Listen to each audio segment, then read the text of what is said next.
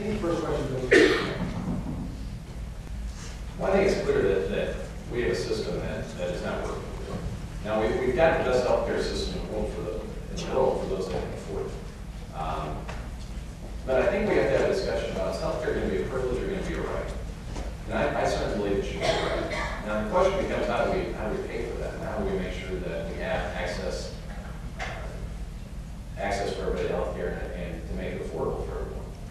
Now, where I think the debate gets off track is it seems that in this country right now that we're talking about, we only have two options, that it's either socialized, government-controlled healthcare, or it's an unregulated free market. And I don't believe either of those is going to be the answer. It's going to be some sort of hybrid solution. The problem is we won't act on it. And because of the way that our system is today, and because of the lack of leadership we have in Congress today, we haven't acted on that. In the 10 years that the Congress has been in office, we've had a 20% increase in the number of people that do not have health insurance. So now we're nearing over 47, 48 million people. And that's unacceptable in this country. So we need to have a discussion about that before we get to the situation that we have with this financial bailout, that we only function in times of crisis. And I think we can come up with truly an American system in terms of having something that is a hybrid. We're not going to look like Canada, we're not going to look like Europe, but we can't continue the way we are today. And I think there's any number of ways that we can go about doing that to address that issue and make sure that people have affordable and accessible health care. Congressman Terry Williams. Healthcare needs to be a priority of Congress. There needs to be action taken, and I think we need to reach out and figure out for those uninsured what we can do to make sure that they're uninsured. There's a variety of reasons for why they are.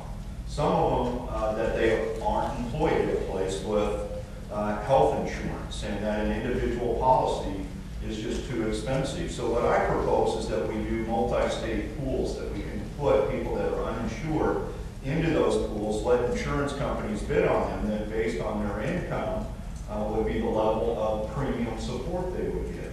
I know business people in Omaha right now that are making a good wage but can't get an insurance policy because of the high expense of individual policies.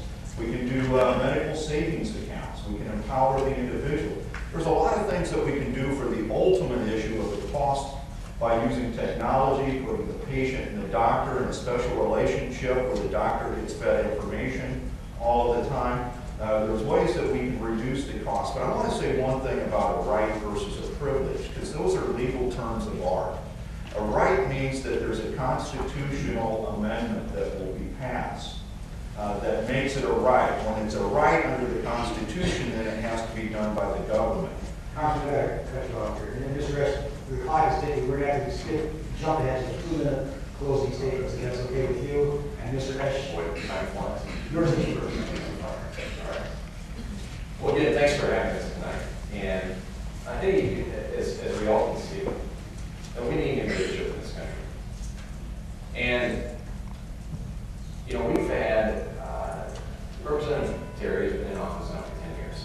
And I have no doubt that Congressman Terry set out to change Congress, that he went out there for good reasons. In fact, one of the things that he ran on was a pledge of term limits, which would have changed Congress. Well, I believe that Washington has changed him. And in fact, now he's asking for a sixth term, twice what he had pledged to do in the first place. But it's not just about him. That's true of just about almost all of our representatives in Congress today. That I think a lot of them are well intentioned when they go out there. But the system's tough and it's broken, and people become clogged in this system. And my commitment to you is I believe there's a different way of doing this. I believe there's a different way of going about our government. And that is to be a leader. That's to be a leader, and not somebody that's just a leader in the party. That's to be a leader for all people.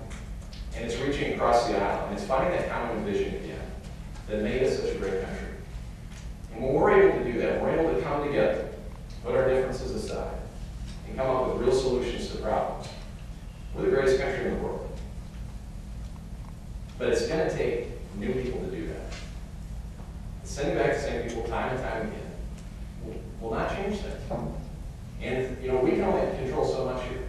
And this is the one office we get to vote on for the member of the U.S. House of Representatives.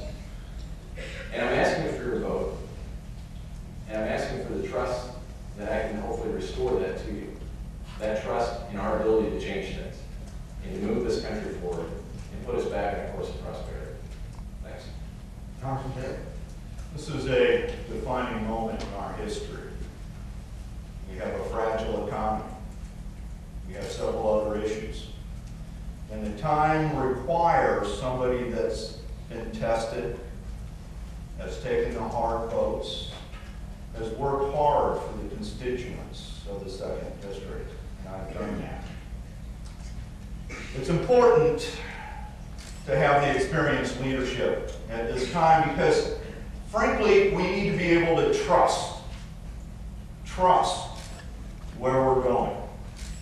And I have been active to make sure that we have stabilized our economy, that I have a plan to make sure that we grow our economy by not increasing taxes. And I pledge that I'm going to fight to keep your taxes low. And my opponent has come out and said that he wants to raise taxes. He wants the taxes that were put in 01 and 03, middle income tax relief and small business relief, to fade away, creating almost $1 trillion increase. He said he'd vote against the bill that pushed the AMT relief, the AMT, so it wouldn't capture more people. He wants more people to pay more taxes. That's a wrong approach. That's what Herbert Hoover did.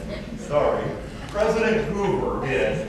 That caused us to go from a recession to a depression that took us a decade to get out of. That's just not right. That's really inexperience talking there. And I'm proud of the work that I've done. I haven't been able to travel the country or have farmland that generates passive income from farm subsidies that I could travel the world on. I've been taking care of the people's business. I think when you talk about trust, where you know that someone that says that they're pro-life and has 100% voting record on that, as opposed to someone that's had 2 or 3 different positions on that, depending which election they're in. You can't trust that. We need experienced leadership now, and I would appreciate your vote on November 4th.